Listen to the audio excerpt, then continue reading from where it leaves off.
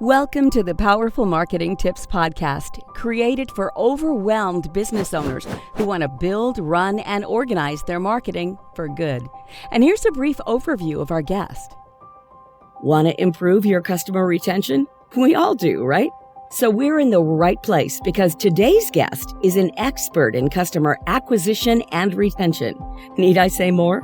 Tim Peniston-Bird has been working in the industry for 32 years and has put together successful strategies to drive acquisition and retention for some of the world's leading brands, including AIG Life, BMW, GE, Gucci, Hugo Boss, Orange, and Wella, just to name a few. Together with his company Orangutan, Tim's mission is to create extraordinary long-term growth for extraordinary companies like yours.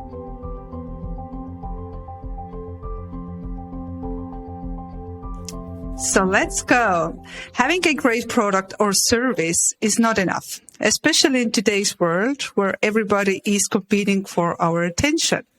And in my opinion, one of the biggest pitfalls for businesses, I would even say across the globe, is the thought of focusing more on retaining new leads rather than growing those relationships with existing ones. And that is why in today's episode, we are going to talk about improving customer experience. And I can't really wait to hear those great examples on how to unleash this extraordinary growth through customer retention. Welcome to our podcast, Tim. Thank you, Marilise. So good to have you here.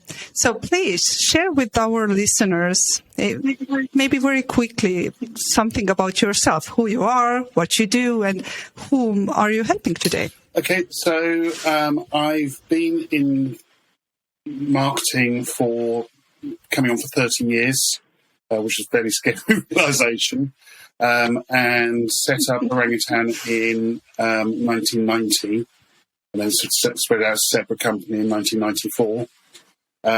We tend to specialise in helping businesses to grow their profits and sales through retention programs, sales incentives, and referral marketing programs, because those tend to be the things that are most likely to get increased profits for them and can be directly linked to cost to results, which is something that we find works. We put together successful strategies for household names such as Hugo Boss, Gucci, Ford, Honda, Microsoft, a load of the banks. So it's pretty well any household name you're likely to have heard of. We've probably ended up doing a successful program for them in the past. And recently we've also started focusing a lot more on SMEs as well. Wow, that's amazing, working with those big brands really. And I know you have some great expertise over decades, and I am really excited today because I know you have great examples about customer retention programs. But I'd like to start maybe with understanding first, what could customer relationships even mean to you?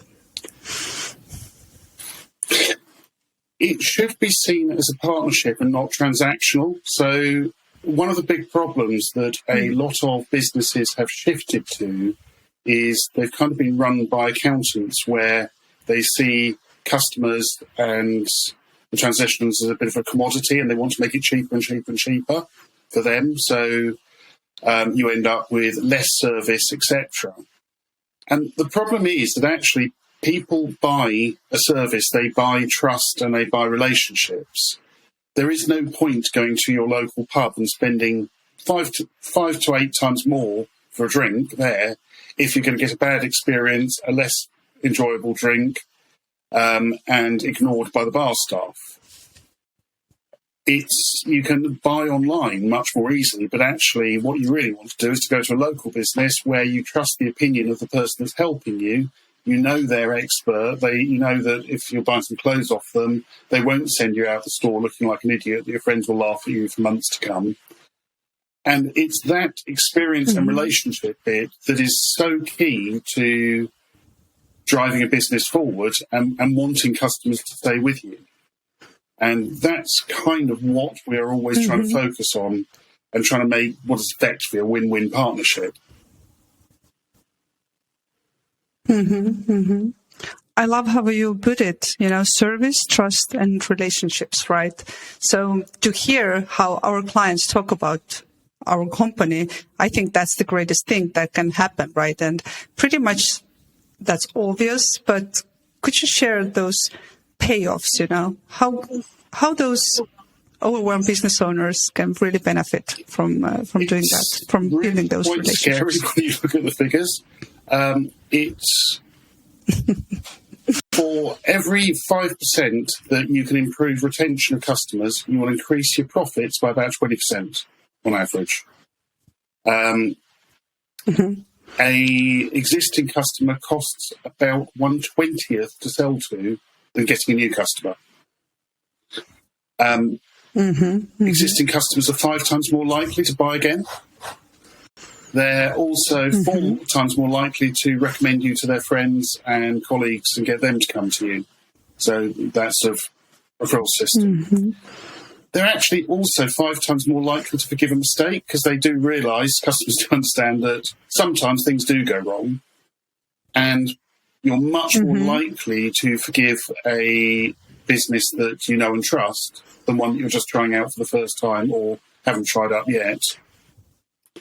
And you're also 7 times more likely to try new things. So let's say you're going into a hairdresser and they suggest, did you know we've got a beautician, would you like to give them a go?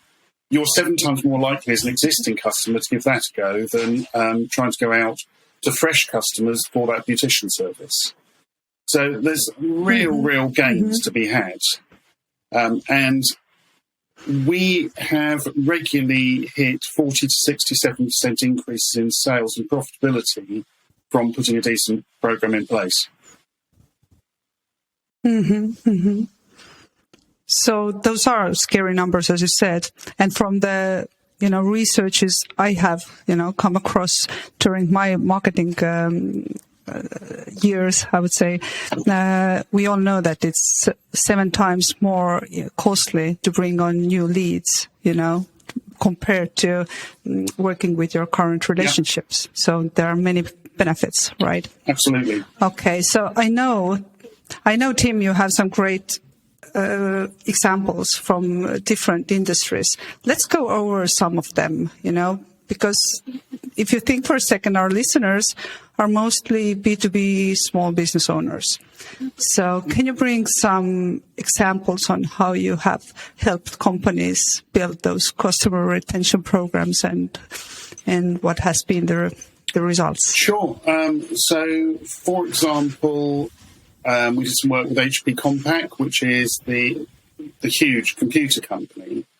But actually what we were working with was the channel that was selling through SMEs, so the much smaller companies that are then selling out to independent businesses or retailers, so the things you see in the high street.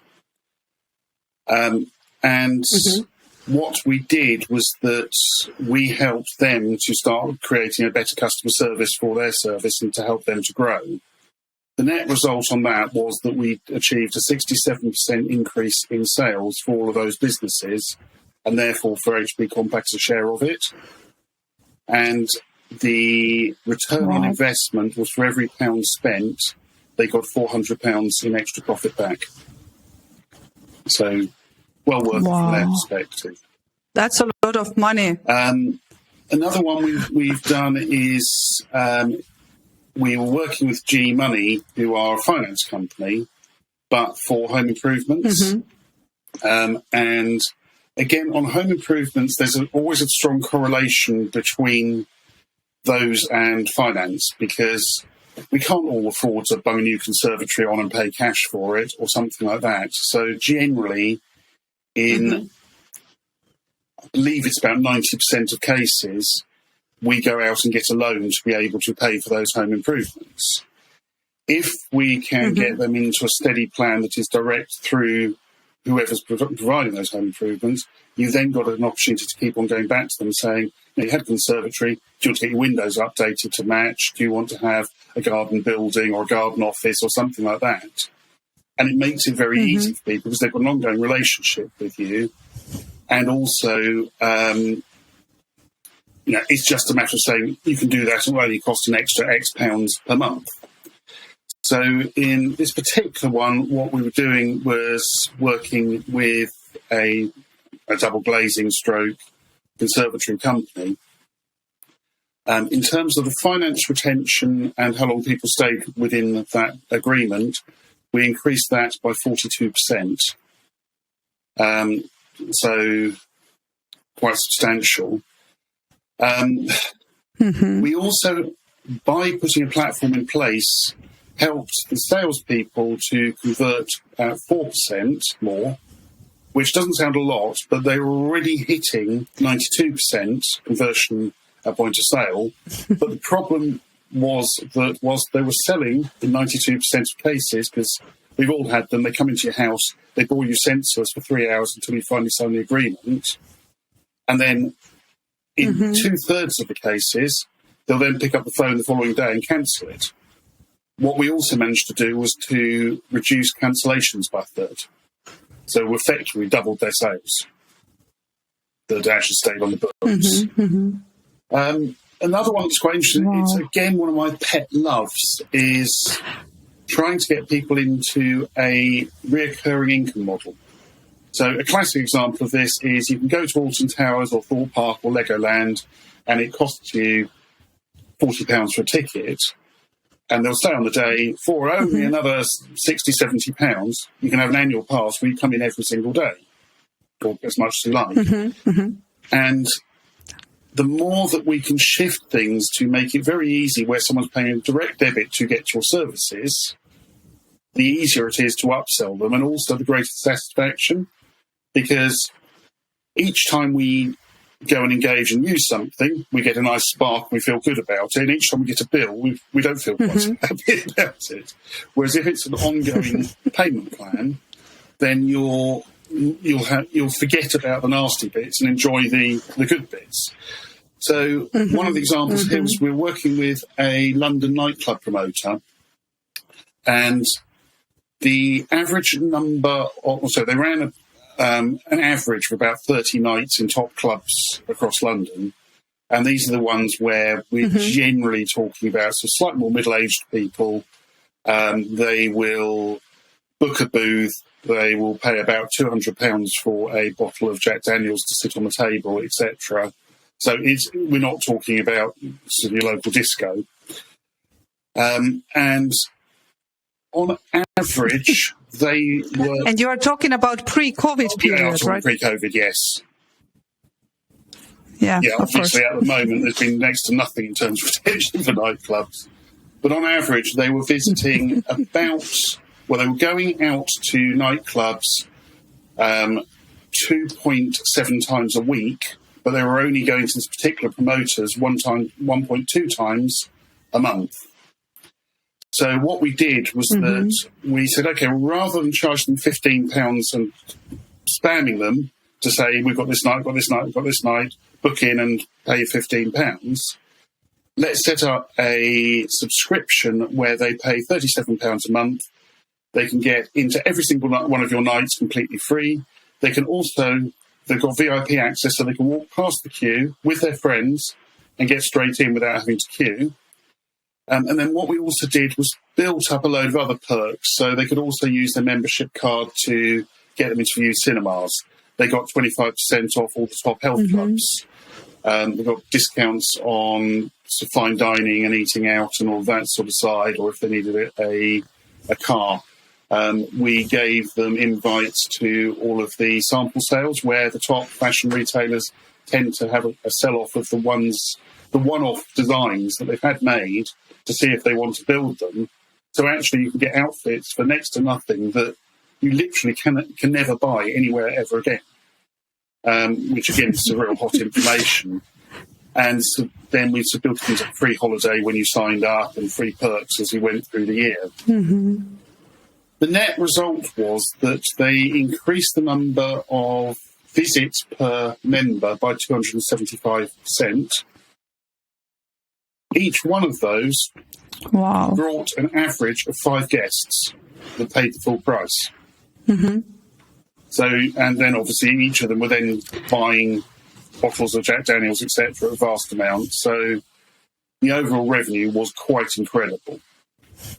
I mean, it literally return on investment went into thousands.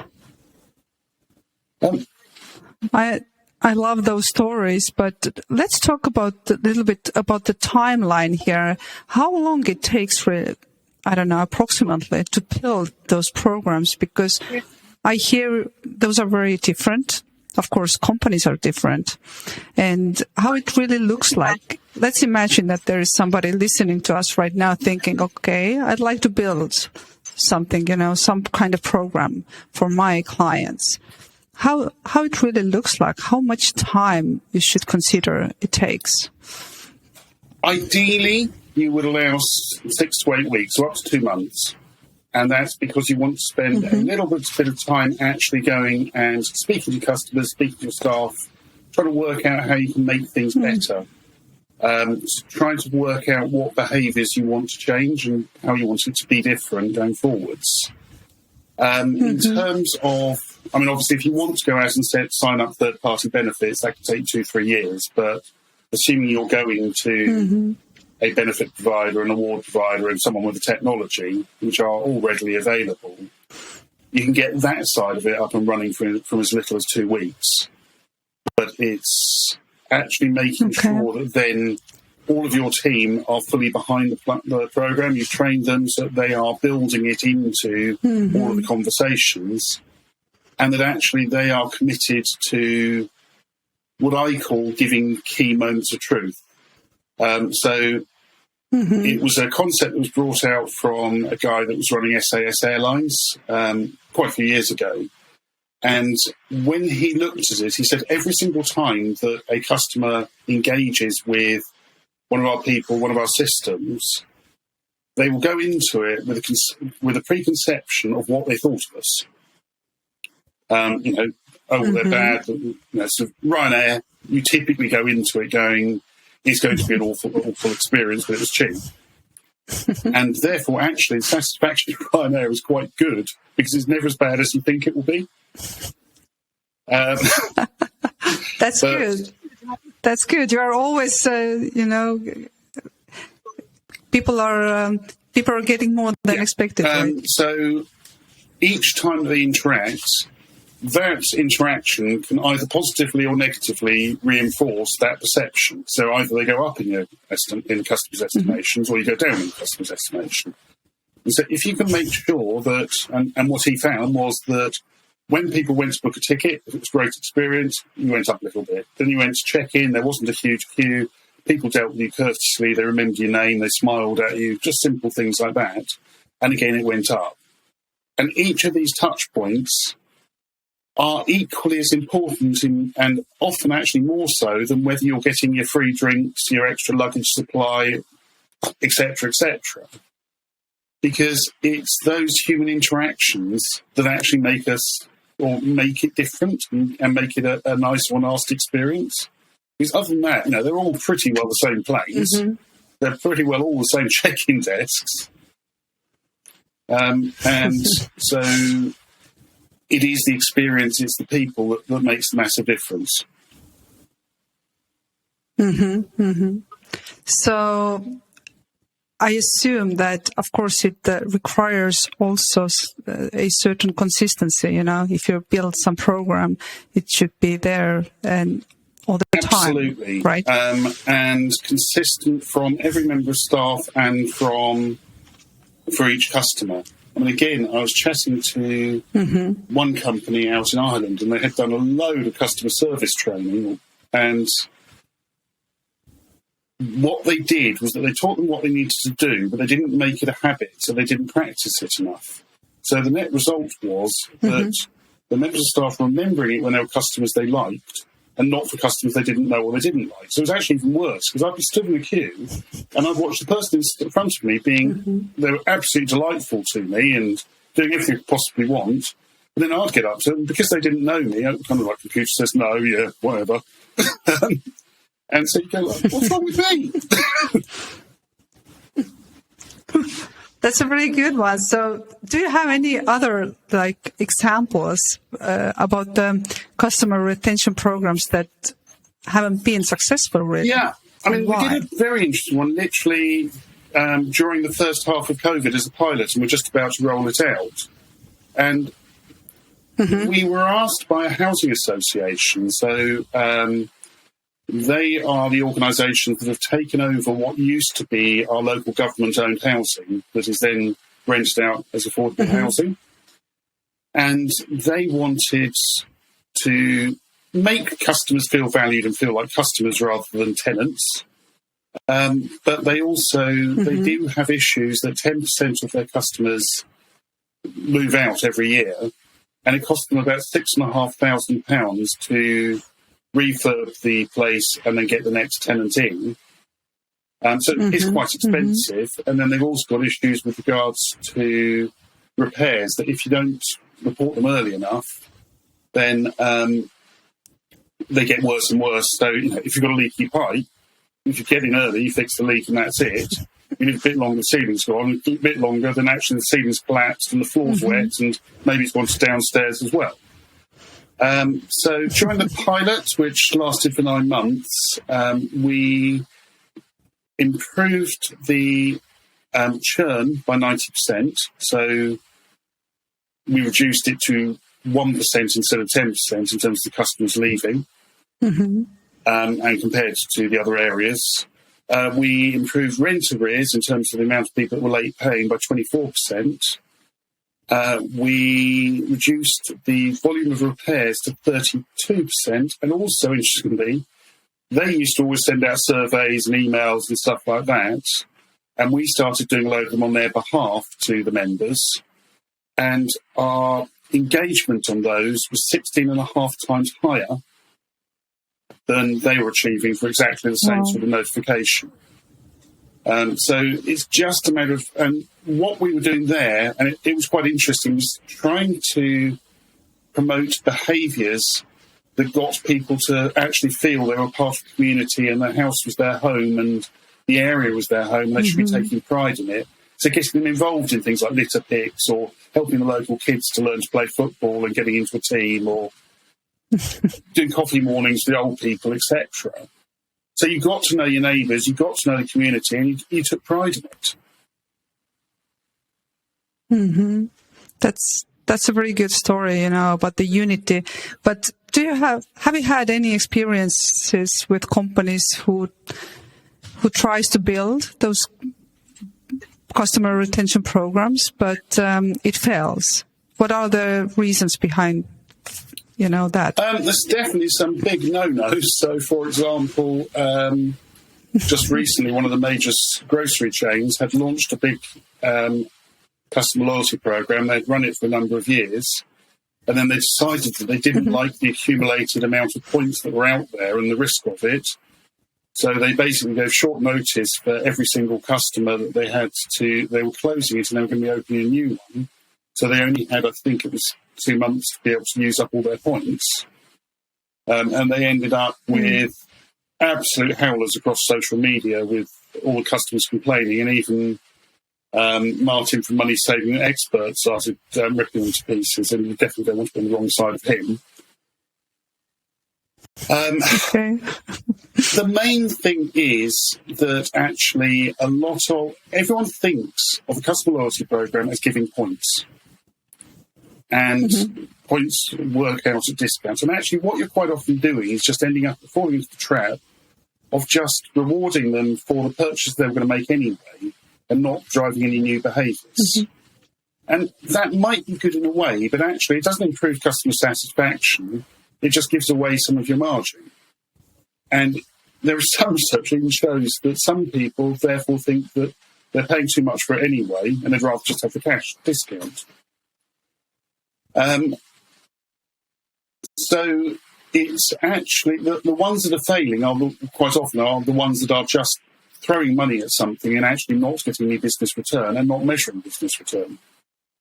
And obviously, certainly with things like the large supermarkets, they're mostly doing it about, they've got big data analyst things where they're watching the behaviour and they're working out what triggers they need to do. most small businesses can't afford to do that sort of thing with the data. So they need to be getting much more obvious responses in terms of upselling, customer value, length of how long they're with you, etc. Which is the other key point. It's really important to measure it. Of course. You have to measure things in order to understand what works and what is not working. Absolutely.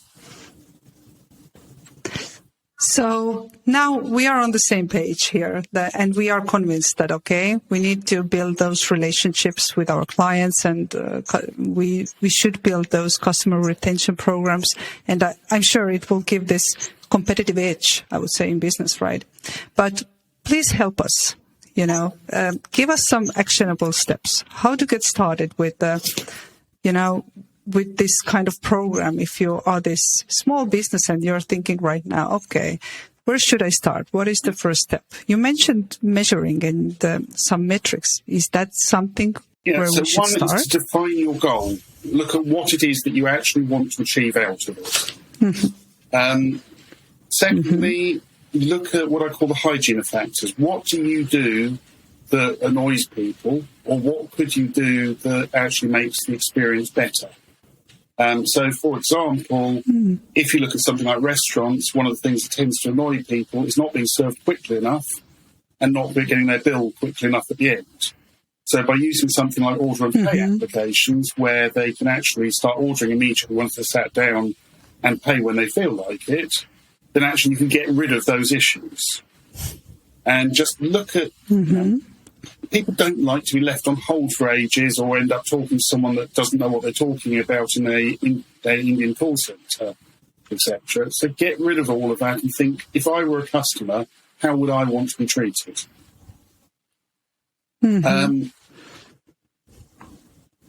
As much as possible, you and your team need to show and should show your passion for them, for serving them, for helping them, whether that's to drive their business forward or whether it's to help them get new clothes or get a great haircut or whatever. Actually show you care and genuinely care.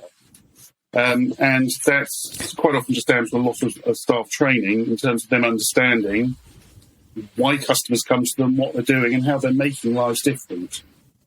And a lot of that you can get from customer research. Because once you've actually got that in place for your team and you understand that they're making a difference to people, they're much more likely to be engaged in the process. Of course. I'm a big fan of trying to make everything as experiential as possible. If you go to an Apple store, it's a wow experience, and there's kind of all these dudes sitting around that will happily talk to you about things without trying to sell you anything.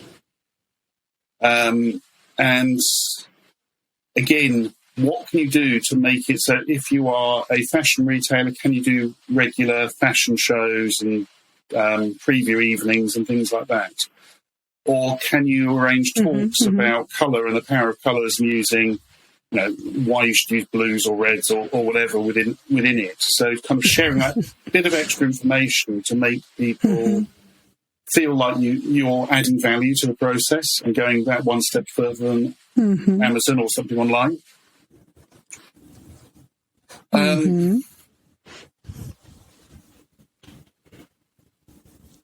You've got a goal. Don't think of transactions. Try and think of behaviours. What do you want to happen more often or with a customer? Do you want them to be spending more on each visit? Do you want them to be coming back more often? Do you want them to be staying with you longer? And therefore look at what behaviours you need from them, and therefore how you're going to start building those habits and encouraging those behaviours through recognition, reward, etc. So if you want them in more often, give them excuses to come back because there'll be something unique that they can't get on any other day. Create some degree of urgency. Find positive ways to keep in touch. Again, we're all dreadful at ignoring our customers. And we all think, they're not going to want to hear from us. But actually, they do. And again, down to the experiential stuff. If you're sharing a bit of yourself, a bit of whatever it is that you're doing with them on a regular basis, they are going to love it. they're going to feel a lot closer to you, and it's reminding you that you're there and to pop back in and say hi for a cup of coffee. As much as possible, put yourself in their shoes and think, what would I want powerful marketers to do for me? Very good example. Thank you for that. In terms of rewards, start thinking much more laterally. Can they give cross-sales into other things you do? So can you use reward to help people to try other services that you do? So I talked earlier about the haircut and the manicure. Now, if you're going to reward someone for coming in regularly to have their haircut, why not reward them with a free manicure or pedicure or something like that? Because that way it gets them to try it, and then they'll start coming and using it regularly, so you're, again, increasing the spend. Likewise, who can you collaborate with? Can you get a free haircut thing to give away when someone spends £100 in your shop from a local hairdresser, because you can cross-promote each other? Involve customers and your team. Ask them, speak to them, keep on speaking to them, keep on involving them. Ask customers whether they'd be happy to do a mystery shop once in a while, or fill in a quick engagement report of what they thought of the experience, because actually they've then got skin in the game of making it better. As I said, build recurring income models so that it makes it easy for people to spend more with you and more frequently. But also you can build some perks in for the customer alongside that. And the other thing is, if you're going to do customer satisfaction, actually there is only one question you need to ask, and it's the one which has got the highest correlation between customer engagement and sales, which is, how likely are you to recommend us to your friends, family, colleagues? And if you can focus your entire team on getting as many 10s on that, the 10 being the top, as humanly possible, ignore the 1s, ignore the 6s, just you want to up that percentage of 10s, because that way what you're doing is that you are focusing on making sure that every customer has a really great experience, they love you, and they actually want to recommend you and refer you to your friends, to their friends. So that's your future leads brought forward. We work very closely with Net Promoter Score, and I love this question. So that's a great one. So you had a great list here. Thank you. All actionable things to consider for sure. But what I hear, from each of those points, really, correct me if I'm wrong, of course, it's choosing quality over quantity. It's about caring and building trust, really. Yeah, right? Don't throw money at it. Look at a sensible solution. Look at caring about your customers, and they'll care back. No, that's great. So how would you like to wrap up this topic for us here to our listeners? Because I could listen to your examples and everything, hours here, but what would you say for those people listening to us and thinking, oh my God, I'd like to have this program? I should now take this, all of those steps that Tim shared here and start ticking the boxes. I'm more than happy with the. If any of your podcast listeners want it, they can book in either via the Orangutan website, orangutan.co.uk, or directly through my diary on www.peniston-bird.co.uk for just 15-minute chat, and I can give them some pointers on what they can do with their business. And I'm more than happy to do that as free. Yeah, and thank you. And we will definitely put this link next to this episode here. So before we go today, please share and comment this inspirational song that goes into our Spotify list, and also a quote that inspires. So the song is a real hackneyed one. The one I love is Right Here, Right Now by Fatboy Slim, because actually everything you need to do, you can strategize as much as you like, but what you really need to do is to look at what can you do to improve service, customer satisfaction now, and to keep on repeating that and make it urgent. And that's what makes a difference, because if you spend 2 years thinking about it, then you've left it too late. In terms of the quote, it's actually our company one, which is a bit of a cheat, but it's once a great idea is in place, the only limit is your imagination. And if you look at things like a bloke that decided he wanted to make it a little bit easier to buy books a couple of decades ago, that has now grown into the enormous behemoth that Amazon is. And that's all from that very, very simple, easy. And overlaying good customer service. And so that's kind of the basis that we work on, is that we look at all those little nuggets and go, right, how can we use those to drive a customer's business forward? That's great. I love this quote. And of course, I love the song you shared, because I'm a big fan of 90s, and Fatboy Slim is also, was one of my favorites. So Tim, again, I appreciate you taking this time for us, and thank you. Thank you.